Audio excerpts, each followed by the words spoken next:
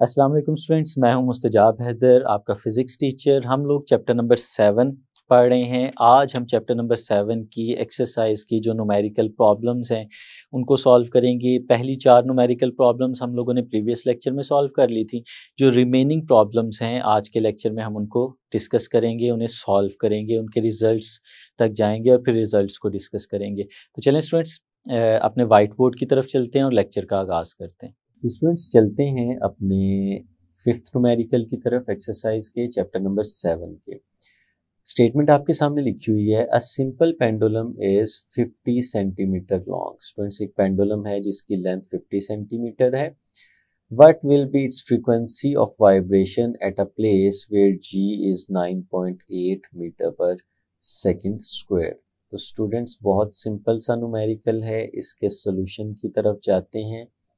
Students, हमें क्या बताया जा रहा है कि हमारे पास एक सिंपल पेंडुलम है और उसकी जो चीज़ें गिवन हैं वो यहाँ पे हम लोग गिवन डेटा की हेडिंग के अंदर प्लेस कर देते हैं। स्टूडेंट्स, तो सबसे पहले हमें गिवन है कि पेंडुलम की लेंथ कितनी है। तो स्टूडेंट्स यहाँ पे लिख लेते हैं length of pendulum. Friends, length of pendulum को हम लोग स्मॉल एल के साथ रिप्रेजेंट करते हैं और वो है स्टूडेंट्स हमारे पास यहाँ पे 50 सेंटीमीटर, लेकिन हमें इसे कन्वर्ट करना है मीटर में। और किस तरह से कर सकते हैं, हमें पता है कि 1 मीटर में 100 सेंटीमीटर होते हैं, तो 50 सेंटीमीटर को 100 पे डिवाइड कर दें स्टूडेंट्स, तो ये जो हमारे पास आंसर आएगा ये मीटर में आ जाएगा और ये आंसर हमारे पास बनेगा 0.50 मीटर। ये स्टूडेंट्स हमारे पास लेंथ आ गई। और दूसरा स्टूडेंट्स हमें क्या दिया हुआ है, दूसरा जो गिवन है वो है ग्रेविटेशनल एक्सेलरेशन।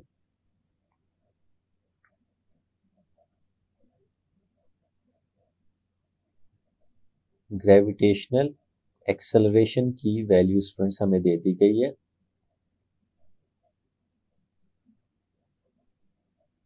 और इसे हम लोग रिप्रेजेंट करते हैं स्मॉल जी के साथ। और स्टूडेंट्स वैल्यू है हमारे पास 9.8 मीटर पर सेकेंड स्क्वायर। तो स्टूडेंट्स ये दो चीज़ें हमें दे दी गई और क्या पूछा गया वो भी हम लोग यहाँ पे लिख लेते हैं। टू फाइंड, हम लोग अपनी जो कैलकुलेशंस करेंगे वो फाइंड आउट करने के लिए करेंगे फ्रीक्वेंसी।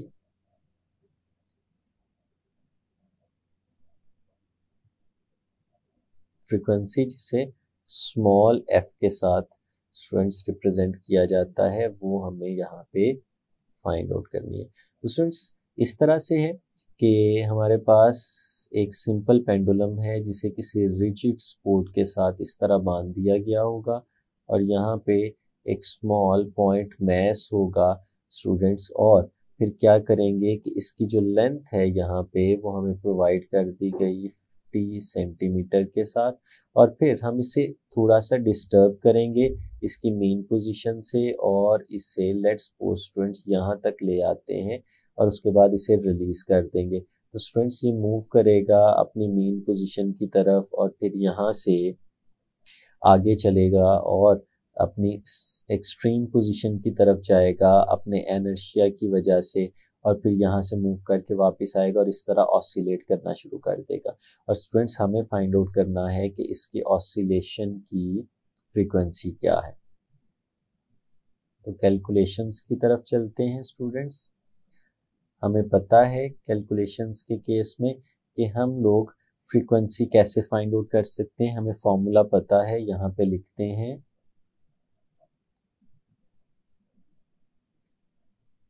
वी नो दैट जो फ्रीक्वेंसी है स्टूडेंट्स हमारे पास सिंपल पेंडुलम की उसे फाइंड आउट किया जा सकता है इस फॉर्मूले से, जो कि है 1/2 pi square root of g divided by l. तो स्टूडेंट्स इस फॉर्मूले से हम लोग फ्रीक्वेंसी फाइंड आउट कर सकते हैं और देखते हैं हमें सारा कुछ गिवन है 1/2 pi square root of students जो g है हमें पता है इसकी वैल्यू 9.8 है और जो लेंथ है वो भी गिवन है हमारे पास जो कि 0.50 है। तो हम इसको कैलकुलेटर के साथ सॉल्व कर सकते हैं स्टूडेंट्स। 1 डिवाइडेड बाय 2 पाई, पाई की जगह उसकी वैल्यू 3.14 भी सब्सटीट्यूट कर सकते हैं। डायरेक्ट कैलकुलेटर से भी सॉल्व कर सकते हैं इसे। और स्टूडेंट्स जो हमारे पास इसके सोल्यूशन से आंसर मिलेगा वो आंसर आ जाएगा जी 0.70। और फ्रिक्वेंसी का जो यूनिट होता है हमारे पास स्टूडेंट्स वो होता है हर्ट्ज। तो ये हमारे पास स्टूडेंट्स यहाँ पे आंसर आ गया जिसमें हम लोगों ने फ्रिक्वेंसी फाइंड आउट कर ली 0.70 हर्ट्ज। ये हमारा स्टूडेंट्स आंसर। तो स्टूडेंट्स चलते हैं अपने नेक्स्ट न्यूमेरिकल की तरफ जो कि है 7.6। स्टेटमेंट स्टूडेंट्स आपके सामने यहाँ पे लिखी हुई है, अगर आप इसे देखें। A block of mass 1.6 kilogram is attached to a spring with spring constant 1000 Newton per meter as shown in the figure. The spring is compressed through a distance of 2 centimeter and block is released from rest. Calculate the velocity of block as it passes through the equilibrium position where x is equal to 0 if surface is frictionless. तो students ये figure आपको नज़र आ रही है। इस figure के अंदर हमारे पास इस तरह से एक ब्लॉक ऑफ मैस मौजूद है जिसको इस जगह पे हमने रखा हुआ है, एक्सटेंड किया हुआ है एक ऐसे स्प्रिंग के साथ अटैच करके जिसका स्प्रिंग कांस्टेंट ये आपको बताया गया 1000 न्यूटन पर मीटर है। और स्टूडेंट्स यहाँ पे स्प्रिंग कांस्टेंट के साथ जब हम इसे रिलीज करते हैं तो ये वापस चला जाएगा और फिर मेन पोजीशन से पास करते हुए जाएगा और स्प्रिंग को कंप्रेस कर देगा। तो स्टूडेंट्स पूछा आपसे ये जा रहा है कि जब ये इसको कंप्रेस करते हुए जा रहा होगा और मेन पोजीशन से गुजरेगा तो मेन पोजीशन पे इसकी स्पीड क्या होगी, इसकी वेलोसिटी क्या होगी। तो स्टूडेंट्स चलते हैं और इसका सोल्यूशन देखते हैं। सोल्यूशन के लिए सबसे पहले हम इसका डाटा यहाँ पे लिखते हैं। जो डाटा हमारे पास गिवन है उसे गिवन डाटा की फॉर्म में। तो स्टूडेंट्स जो डाटा हमारे पास गिवन है वो ये है। सबसे पहले ब्लॉक का जो मैस है वो हमें बता दिया गया है। उस मैस को स्टूडेंट्स हम स्मॉल m के साथ रिप्रेजेंट करते हैं जो कि 1.6 किलोग्राम है। और उसके बाद स्प्रिंग कांस्टेंट भी हमें बता दिया गया है स्टूडेंट्स। स्प्रिंग कांस्टेंट, और जो स्प्रिंग कांस्टेंट है यहाँ पे स्टूडेंट्स हमें पता है उसको k के साथ रिप्रेजेंट करते हैं और इसकी वैल्यू है 1000 न्यूटन पर मीटर। ये स्प्रिंग कांस्टेंट की वैल्यू भी आ गई। और स्टूडेंट्स जो डिस्प्लेसमेंट है यहाँ पे, जो मैक्सिमम डिस्प्लेसमेंट है जिसे हम लोग एम्पलीट्यूड भी कहते हैं, वो भी हमें बता दिया गया है। तो स्टूडेंट्स जो एम्पलीट्यूड है इस केस में जिसे x नॉट के साथ रिप्रेजेंट किया जाता है वो 2 सेंटीमीटर है। और इसे अगर स्टूडेंट्स हमें मीटर में कन्वर्ट करना हो तो हमें पता है कि 1 मीटर के अंदर 100 सेंटीमीटर होते हैं। तो हम इसे स्टूडेंट्स डिवाइड करेंगे 100 के साथ तो ये हमारे पास कुछ रिलेशन आ जाएगा इस तरह से 0.02 मीटर। ये स्टूडेंट्स हमें एम्पलीट्यूड भी यहाँ पे पता चल गया। अब जो स्टूडेंट्स पूछा जा रहा है वो ये है कि उसकी स्पीड बताएं, उसकी वेलोसिटी बताएं जब वो x इज इक्वल टू 0 पे मौजूद हो, यानी कि स्टूडेंट्स वो मेन पोजीशन पे होना चाहिए। x की वैल्यू भी हमें बता दी गई है, x की वैल्यू है हमारे पास 0। तो फाइंड आउट क्या करना है वो भी लिख लेते हैं स्टूडेंट्स। हमें फाइंड आउट यहाँ पे करना है स्पीड को, v हमें फाइंड आउट करना है एट मेन पोजीशन। तो स्टूडेंट्स कैलकुलेशंस की तरफ चलते हैं।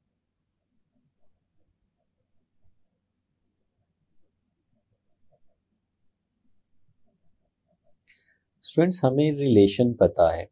अगर आपने इस हॉरिजॉन्टल मैस स्प्रिंग सिस्टम में ऑसिलेट करते हुए मैस की अगर आपने स्पीड फाइंड आउट करनी है तो स्टूडेंट्स हमें फॉर्मूला पता है v is equal to omega into square root of x not square minus x square.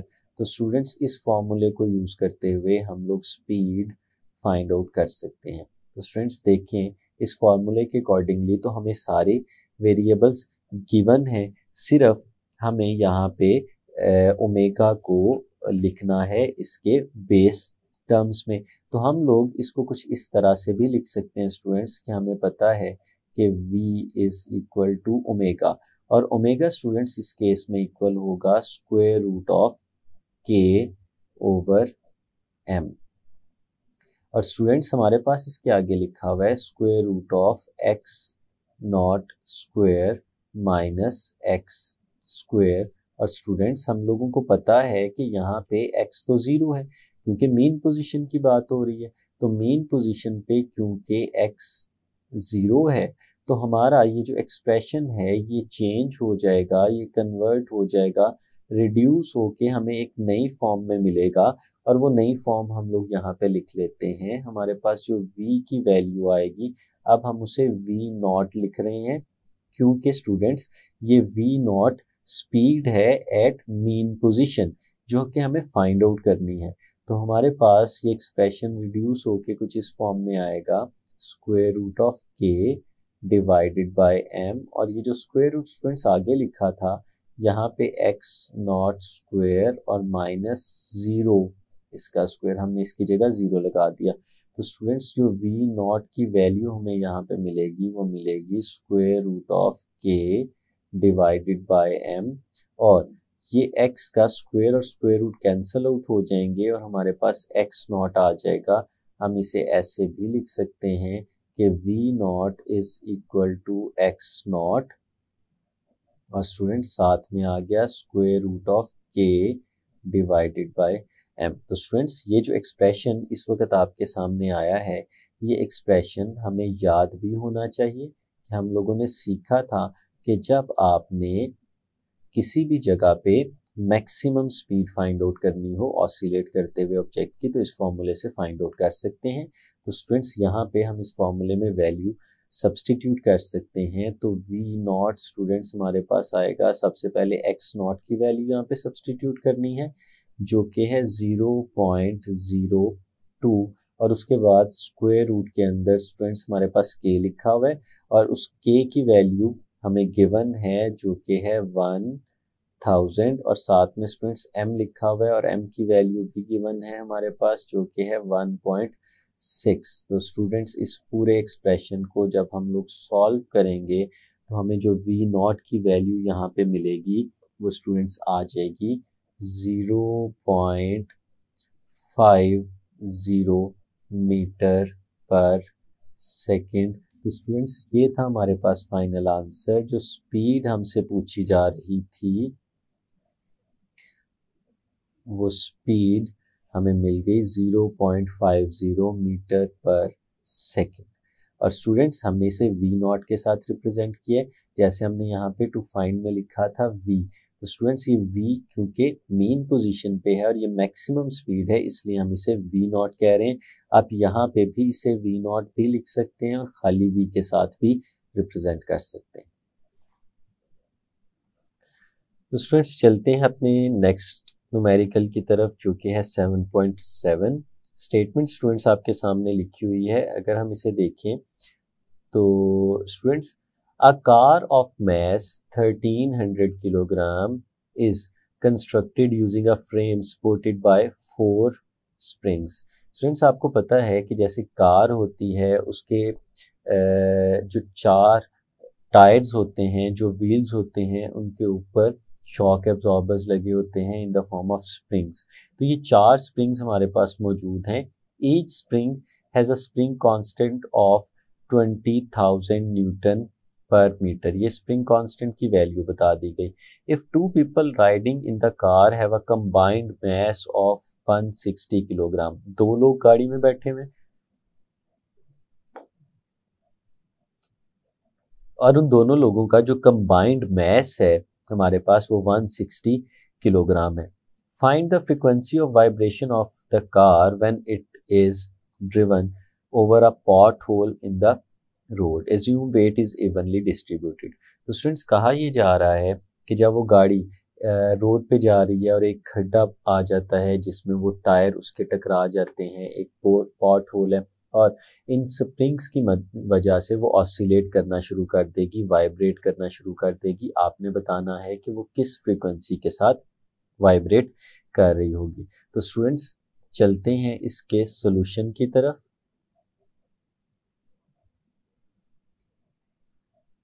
और वो सारा डेटा लिखते हैं जो डेटा हमें यहाँ पे गिवन है in the form of given data.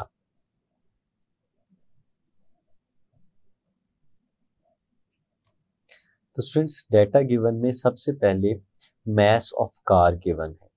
तो स्टूडेंट्स हम लोग यहाँ पे लिख लेते हैं मैस ऑफ कार। और स्टूडेंट्स मैस ऑफ कार को हम लोग m1 से रिप्रेजेंट कर देते हैं जो कि है हमारे पास 1300 किलोग्राम। और उसके बाद स्प्रिंग कांस्टेंट हमें बता दिया गया है और जो स्प्रिंग कांस्टेंट है इस केस में वो है 20,000 न्यूटन पर meter. Spring constant, spring constant. और स्टूडेंट्स इस स्प्रिंग कांस्टेंट को हम लोग रिप्रेजेंट करते हैं यहाँ पे के प्राइम के साथ जो कि है 20,000 न्यूटन पर मीटर। और स्टूडेंट्स उसके बाद बताया गया if two people riding in the car have a combined mass of 160, mass of people in the car, दो लोग हैं स्टूडेंट्स,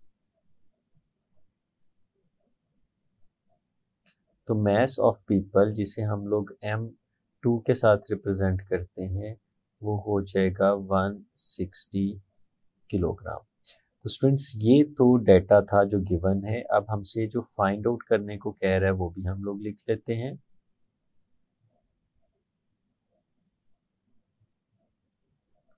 तो स्टूडेंट्स हमें यहाँ पे फाइंड आउट करनी है फ्रीक्वेंसी ऑफ वाइब्रेशन।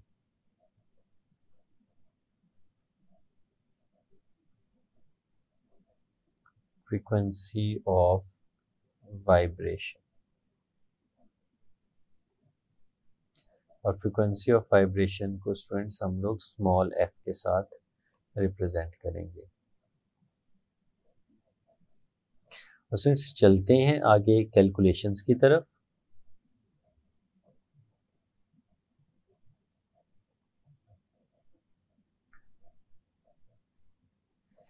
स्टूडेंट्स पहले इसमें दो चीज़ें हमें कंसीडर करनी पड़ेंगी। पहली चीज़ तो देखते हैं कि गाड़ी के अंदर गाड़ी के मैस के अलावा हमारे कुछ लोग भी बैठे हुए, तो हमें अगर फ्रीक्वेंसी ऑफ वाइब्रेशन निकालनी है तो उसकी जो रिस्पॉन्सिबिलिटी है वो सिर्फ कार के मैस पे या लोगों के मैस पे नहीं जाएगी बल्कि इन दोनों के कंबाइंड मैस पे जाएगी।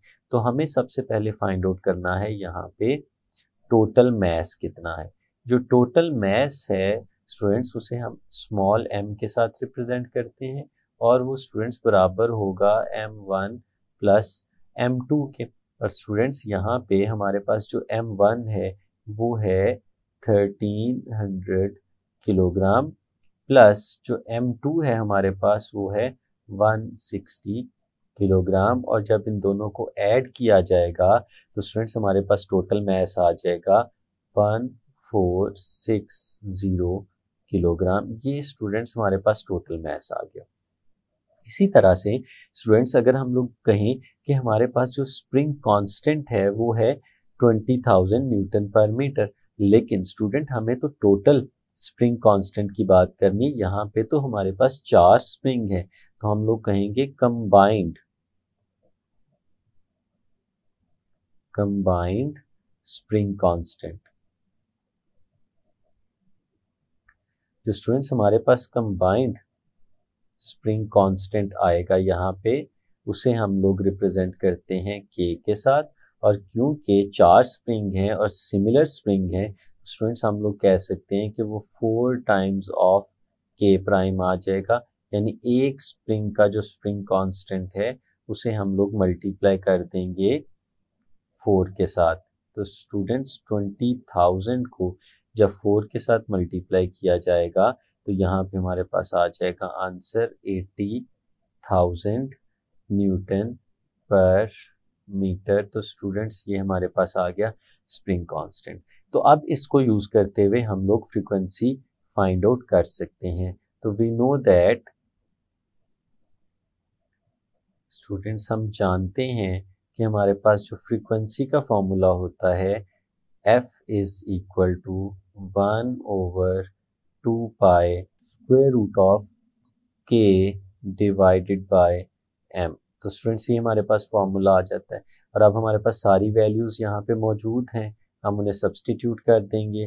तो 1 divided by 2 pi and square root of students K की जगह इसकी वैल्यू सब्सटीट्यूट करते हैं जो कि है हमारे पास 80,000 और स्टूडेंट्स इसको डिवाइड करते हैं हम लोग मैथ्स के साथ और जो मैथ्स की वैल्यू है हमारे पास वो है 1460 और इस पूरे को जब हम लोग सॉल्व करेंगे स्टूडेंट्स तो हमारे पास आंसर आ जाएगा 1.18 और स्टूडेंट्स फ्रीक्वेंसी का जो यूनिट होता है हमारे पास वो होता है हर्ट्ज।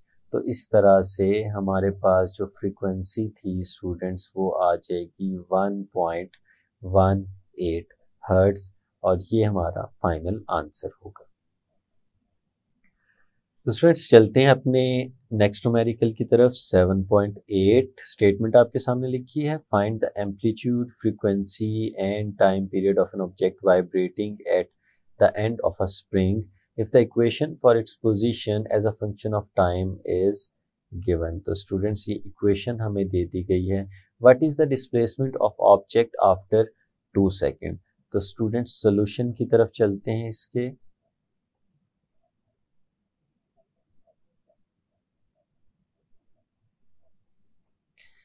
सबसे पहले जो डेटा गिवन है वो यहाँ पे हम लोग लिख लेते हैं।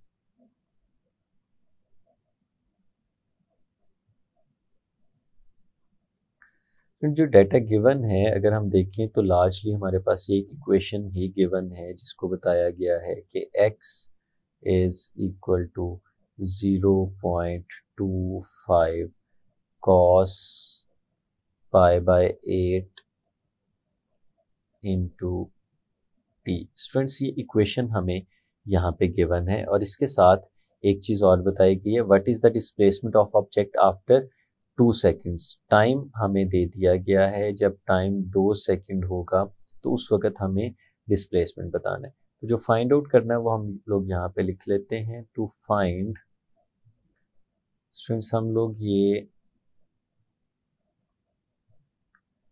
यहाँ पे जो फाइंड आउट करना है वो यहाँ पे मेंशन करते हैं। सबसे पहले जो स्टूडेंट्स हमें फाइंड आउट करना है वो है जी एम्पलीट्यूड। एम्पलीट्यूड को स्टूडेंट्स हम लोग x नॉट के साथ रिप्रेजेंट करते हैं, ये फाइंड आउट करना है।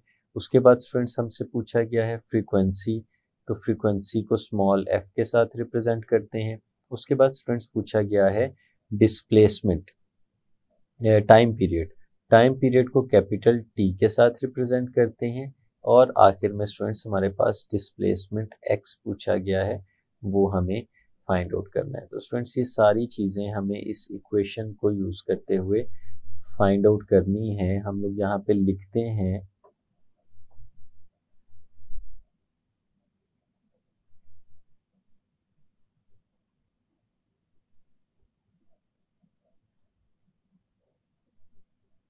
कैलकुलेशंस की तरफ आते हैं।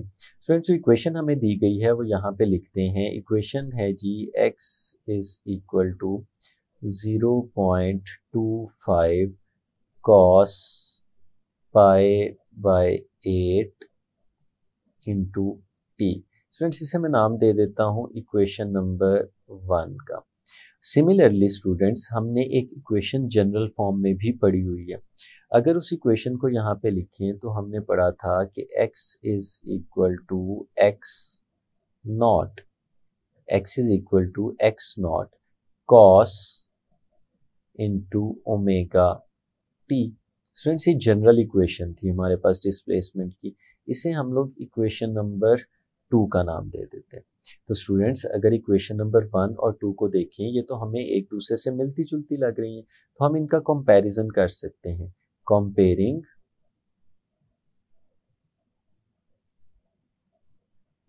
Equation number 1 and equation number 2। तो स्टूडेंट्स इक्वेशन नंबर 1 और इक्वेशन नंबर 2 को कंपेयर करते हैं, तो हमें नज़र आ रहा है जहाँ पे x लिखा हुआ है वहाँ पे इसमें भी x लिखा हुआ है। जहाँ पे इस जगह पे x0 लिखा हुआ है तो x0 की जगह यहाँ पे 0.25 लिखा हुआ है। ओमेगा की जगह पे π/8 लिखा हुआ है और टाइम बिल्कुल उसी तरह से लिखा हुआ है। तो इस कंपैरिजन से हम लोग कुछ रिजल्ट्स निकाल सकते हैं।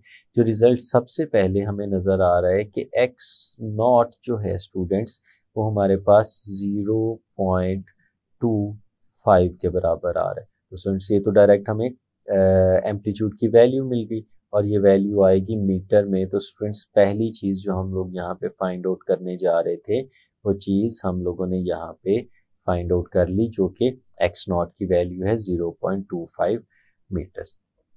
स्टूडेंट फर्दर कंपैरिजन पे चलते हैं तो हम लोग देखते हैं कि हमें ओमेगा की वैल्यू भी पता चल रही है। अगर हम ओमेगा देखें स्टूडेंट्स तो ओमेगा आ रहा है हमारे पास π/8 के बराबर।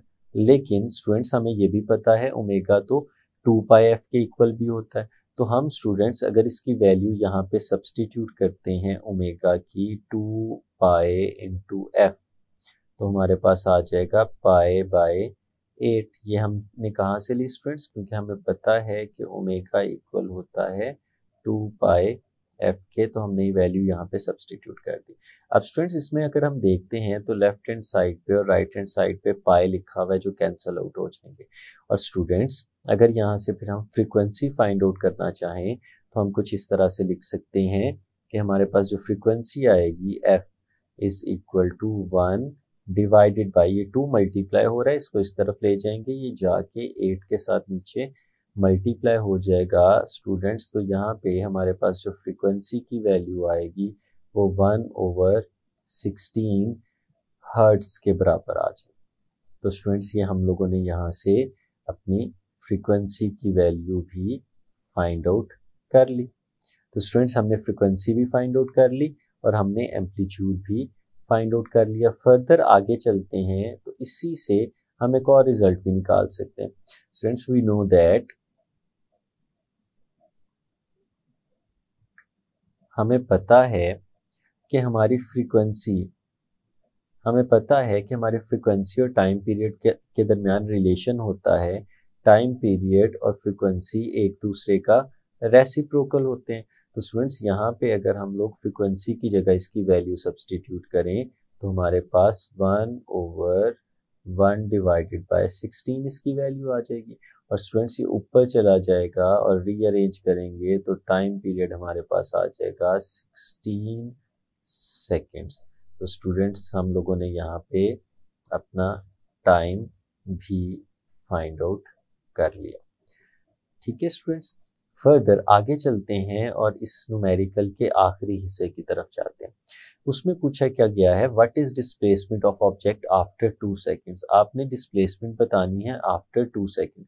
तो जो मेन इक्वेशन है हमारे पास वो है x is equal to 0.25 cos π/8 और स्टूडेंट्स टाइम t हमें गिवन है कि टाइम 2 सेकेंड्स है। तो फिर इस इक्वेशन में हम t की जगह पे 2 सब्सटीट्यूट करेंगे तो x is equal to 0.25 cos